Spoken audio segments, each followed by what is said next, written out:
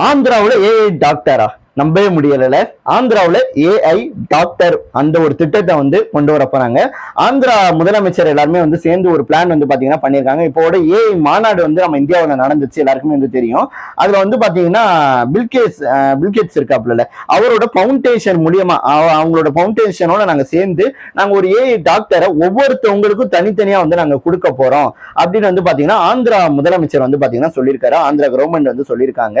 இது என்ன அப்படின்னு கேட்டீங்கன்னா, அதாவது உங்க மொபைல்ல வந்து இது ஒரு ஆப்பாவோ இல்ல ஒரு வாட்ஸ்அப் ஒரு பாட்டாவோ வந்து பாத்தீங்கன்னா வரப்போகுது. இதுல வந்து உங்களோட ஹெல்த் சம்பந்தப்பட்ட கேள்விகளோ இல்ல மருந்து சம்பந்தப்பட்ட கேள்விகளோ இல்ல ஒரு சின்ன சின்ன காயம் பட்டுருச்சு அதுக்கு என்னென்ன பண்ணலான்ற சம்பந்தப்பட்ட கேள்வியோ இது எல்லாத்தையுமே வந்து இதுல வந்து நீங்க கேட்டுக்கலாம்.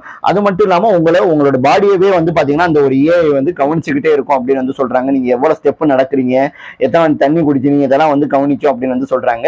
இந்த ஒரு ஏஐ டாக்டரை ஆந்திராவில் இருக்கக்கூடிய ஒவ்வொரு நபருக்குமே வந்து நாங்க கொடுக்க போறோம் அப்படின்னு வந்து பாத்தீங்கன்னா ஆந்திரா முதலமைச்சர் வந்து பாத்தீங்கன்னா சொல்லியிருக்காங்க. இன்னொரு விஷயத்தையும் சொல்லணும், ஏஐ டாக்டர் ஆல்ரெடி வந்து இருக்குங்க. ஆகஸ்ட்னு ஒரு பாட் இருக்கு. அந்த நம்பரை நான் கொடுக்குறேன், ரொம்ப யூஸ்ஃபுல்லானது. நீ இப்போ ஒரு தெரியாத மாத்திரையோட அதில் போட்டோ எடுத்து போட்டீங்கன்னா அது கண்டுபிடிச்சு சொல்லும். ஆனா 100% அதை நம்பாதீங்க. நிறைய பேர் அதை யூஸ் பண்றாங்க. ஆனா 100% அதை நம்பாதீங்க. ஒரு சின்ன காயம் பட்டுருச்சு, அதுக்கு டக்குன்னு ஒரு முதல் உதவி பண்ணணும்னா அது என்ன பண்ணலாம் அப்படின்னா அதை கேட்கலாம். ரொம்ப நம்பக்கூடாது அதை. ஏன்னா என்னவா இருந்தாலும் அது ஏஐ தான்.